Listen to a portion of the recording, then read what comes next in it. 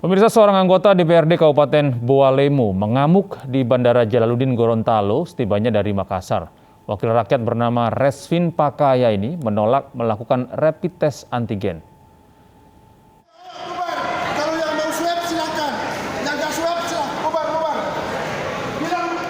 Inilah momen saat Resvin Pakaya, anggota DPRD Kabupaten Bawalemo Gorontalo, mengamuk di Bandara Jalaluddin Gorontalo setibanya dari Makassar.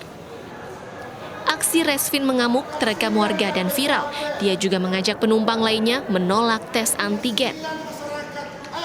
Resvin yang merupakan kader Partai Nasdem marah karena sebelum berangkat dari Makassar sudah menjalani swab tes PCR.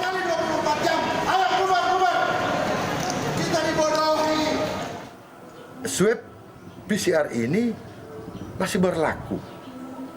Kok kami diminta untuk antigen lagi? Kasihan, ini ada 200 lebih penumpang, ada 200 lebih masyarakat yang sudah capek-capek mengurus swab PCR sebagai syarat untuk penerbangan, dan itu adalah instruksi Mendagri. Sementara Koordinator Satgas COVID-19 Gorontalo menjelaskan pemeriksaan kembali penumpang dengan rapid test antigen untuk mencegah penularan COVID-19 dan sudah sesuai dengan surat edaran Gubernur Gorontalo.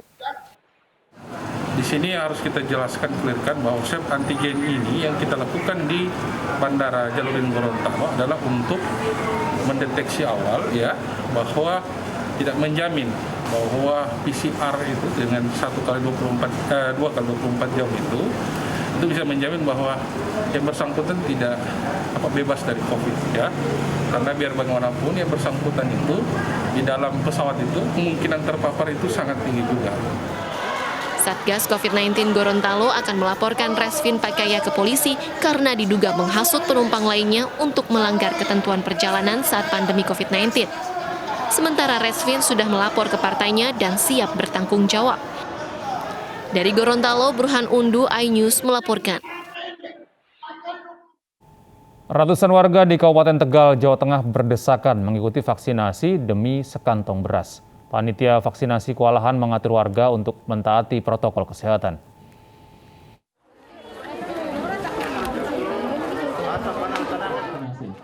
Ratusan warga Desa Pengabean Kabupaten Tegal, Jawa Tengah, Sabtu siang rela berdesakan mengikuti vaksinasi COVID-19.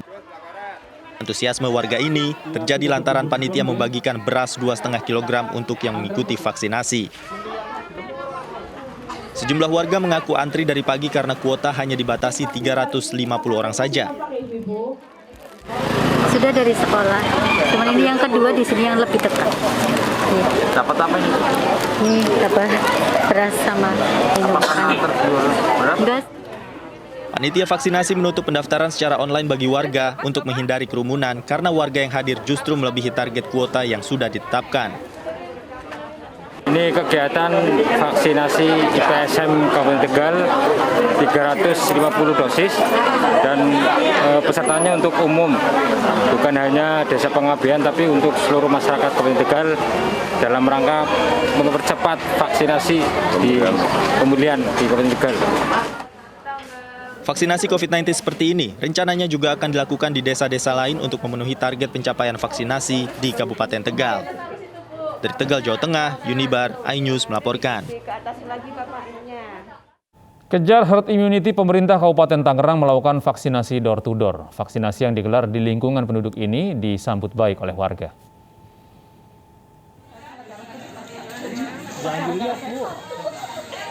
Tim Kesehatan TNI bersama tim Satgas COVID-19 Kabupaten Tangerang menggelar vaksinasi door-to-door demi mengejar target herd immunity. Vaksinasi disambut baik oleh warga karena vaksinasi lebih dekat dan terjangkau dari tempat tinggal warga. Suntikan vaksin kali ini diberikan untuk masyarakat Kampung Bugel, Kelurahan Kadu Agung. Tahu ada vaksin dari mana? Itu diomongin sama PRT. Oh, PRT suruh vaksin.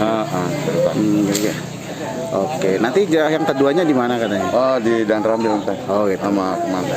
Pelaksanaan vaksinasi di titik-titik majelis taklim di wilayah Kadu Agung. Kita sudah pelaksanaan hari ketiga. Sasaran kami 100 per majelis. Pemerintah Kabupaten Tangerang sendiri menargetkan 2,5 juta penduduknya tervaksin pada akhir Desember mendatang. Di mana saat ini warga yang sudah tervaksin 1,6 juta jiwa. Dari Kabupaten Tangerang, Banten, Aimarani Ainus melaporkan. Pemirsa, ribuan mahasiswa dari berbagai perguruan tinggi di Yogyakarta menjalani vaksinasi massal kemarin. Vaksinasi digelar sebagai persiapan jelang pembelajaran tatap muka bagi para mahasiswa selain untuk mempercepat herd immunity. Biar nggak satu baris.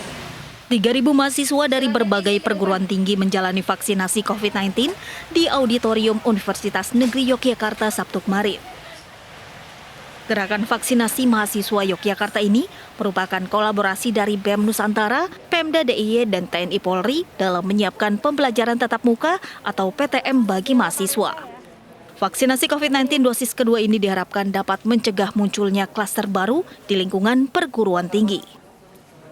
Hari ini kita menyelenggarakan vaksinasi dosis kedua untuk 3.000 orang. Ini adalah tindak lanjut atau menunaikan tanggung jawab kita atas dosis 1 yang beberapa waktu lalu sudah kita selenggarakan juga di sini.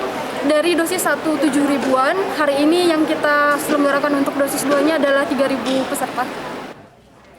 Sementara itu, Ketua Tim Percepatan Vaksinasi DIY Sumadi mengatakan pembelajaran tatap muka bagi mahasiswa akan dimulai pada minggu pertama atau kedua bulan Oktober ini.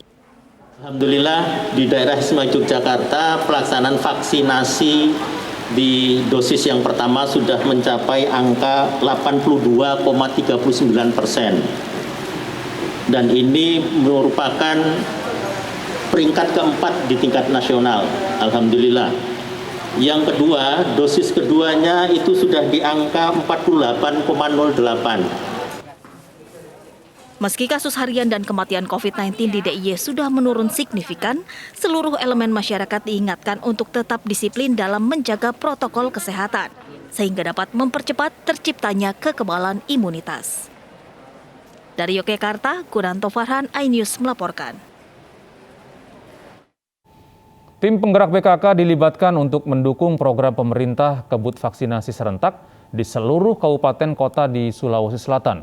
300.000 warga Sulawesi Selatan ditargetkan dalam kebut vaksinasi kali ini.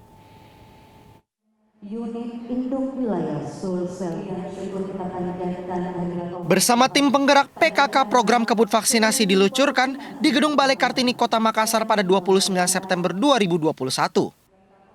PLT Tim Penggerak PKK Sulsel Naomi Oktarina mengatakan, vaksinasi kali ini menyasar masyarakat umum di atas usia 12 tahun, ibu hamil, dan lanjut usia. Dalam dialog virtual yang disaksikan PLT Gubernur Sulawesi Selatan Andi Sudirman, kebut vaksinasi serentak diharapkan dapat mencapai target yakni sebanyak 300.000 warga dalam sehari. Kita memvaksin selalu adalah kondisi 80% dari target dari stok yang kita kasih diberikan ke kita. Ini malah kita berbagi karena stok memang selalu menjadi perhatian kita bersama untuk kita share kepada teman-teman juga kelompok-kelompok organisasi dan sebagainya.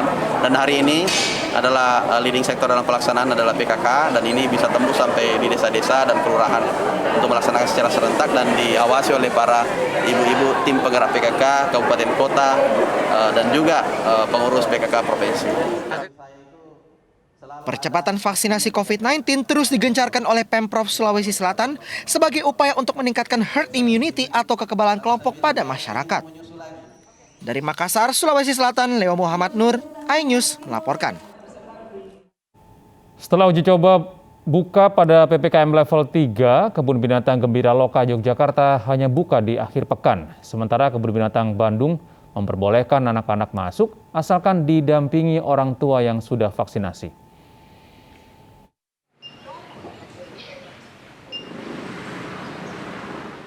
Gembira Loka Zoo atau Kebun Binatang Gembira Loka Yogyakarta hanya buka hari Sabtu dan Minggu. Setelah uji coba buka selama seminggu, ternyata pada hari biasa pengunjung masih sedikit karena terbentur aturan anak di bawah usia 12 tahun dilarang masuk. Pihak Kebun Binatang menilai pemasukan dan biaya operasional tidak seimbang jika harus buka setiap hari. Karenanya pada hari Senin sampai Jumat, Kebun Binatang ditutup kembali. Sebenarnya lebih ke aturan tentang peduli lindungi, bahwasanya salah satu aturan tersebut di Inmendagri itu adalah untuk anak-anak yang di bawah 12 tahun belum diizinkan masuk. Sedangkan notabene adalah Gembira Loka sebagai objek wisata keluarga, di mana rata-rata pengunjung di sini itu membawa anak-anak. Sementara itu Bandung Zoo telah kembali dibuka. Meski kapasitas pengunjung dibatasi hanya 25%, anak berusia di bawah 12 tahun sudah diperbolehkan masuk. Pengunjung yang akan masuk wajib menggunakan aplikasi Peduli Lindungi dan menerapkan protokol kesehatan. Bagi anak-anak di bawah 12 tahun diperbolehkan masuk dengan syarat keluarga yang mendampingi sudah vaksinasi. Untuk jam operasional dibuka dari jam 10 pagi hingga jam 4 sore. Tim Liputan iNews melaporkan. Pemirsa, Rumah Sakit Lapangan Kogab Wilhan II, Indrapura, Surabaya kini tanpa penghuni. Pasien COVID-19 terakhir yang dirawat di rumah sakit ini dinyatakan sembuh dan telah dipulangkan.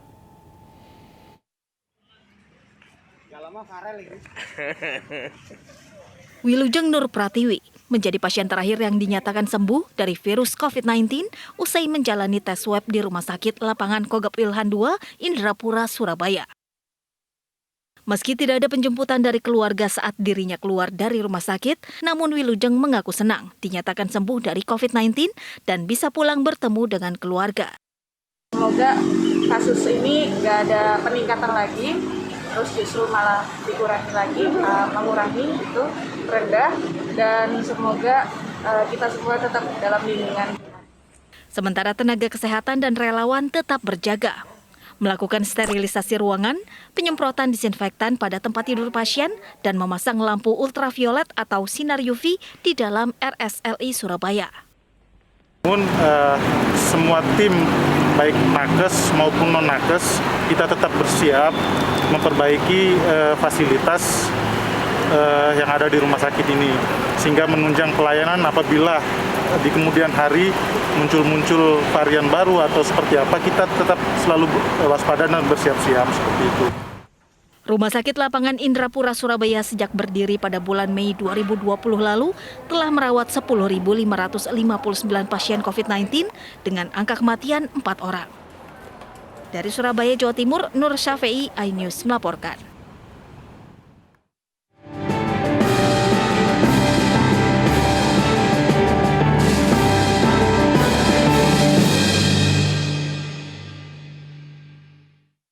Ya pemirsa, Pekan Olahraga Nasional ke-20 Papua secara resmi dibuka. Acara berlangsung di Stadion Lukas NMB Jayapura dan dibuka oleh Presiden Joko Widodo.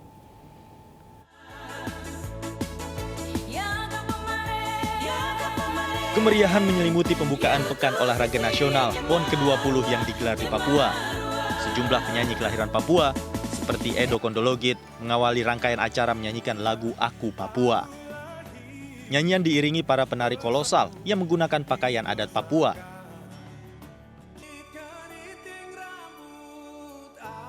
Acara kemudian dilanjutkan dengan parade atlet yang dibuka oleh kontingen Aceh.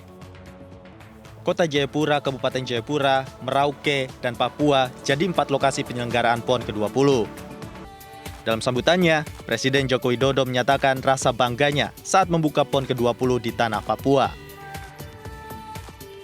Perasaan saya dan perasaan saudara-saudara pasti sama. Kita bangga berada di tanah Papua.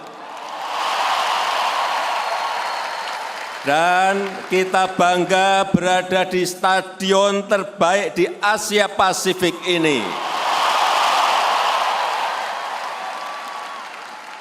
Kita bangga membuka PON ke-20, PON yang pertama kali diselenggarakan di tanah Papua.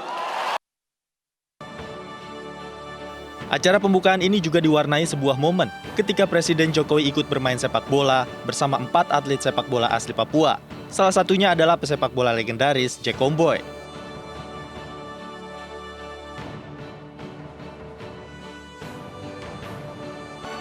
Setelah serangkaian acara hiburan, pembukaan PON ke-20 ini ditutup dengan pertunjukan spektakuler kembang api dari atap stadion. PON Papua berlangsung dari 2 Oktober hingga 15 Oktober sebanyak 6.442 atlet dari berbagai provinsi di Indonesia berpartisipasi dalam kompetisi multi-event ini.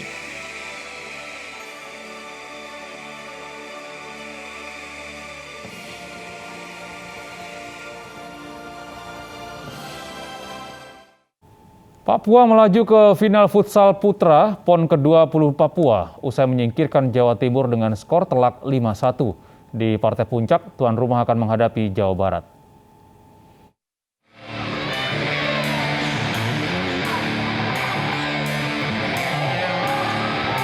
Tim futsal putra Papua melaju ke partai puncak usai mencukur tim Jawa Timur pada babak semifinal futsal PON ke-20 Papua yang berlangsung di Gor Futsal SP2 Timika.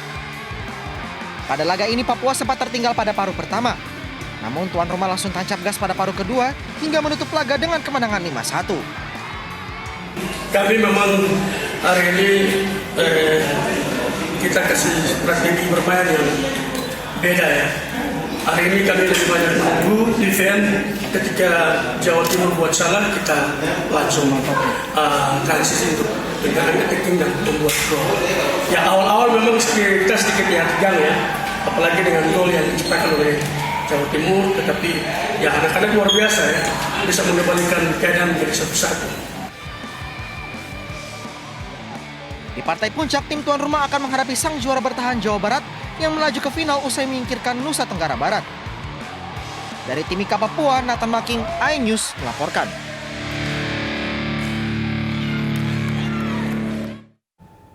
Pemirsa, jangan lewatkan pertandingan dari berbagai cabang olahraga PON ke-20 di Papua hanya di iNews.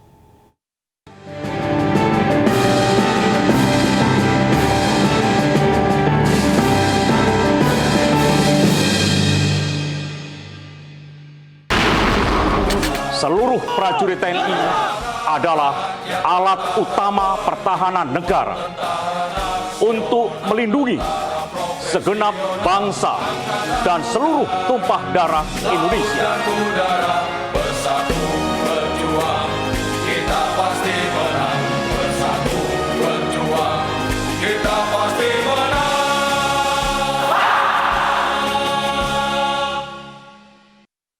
Kawah gunung berapi Kilauea di Hawaii sejak Jumat terus mengeluarkan lava. iNews Pagi akan segera kembali dengan informasi dari mancanegara.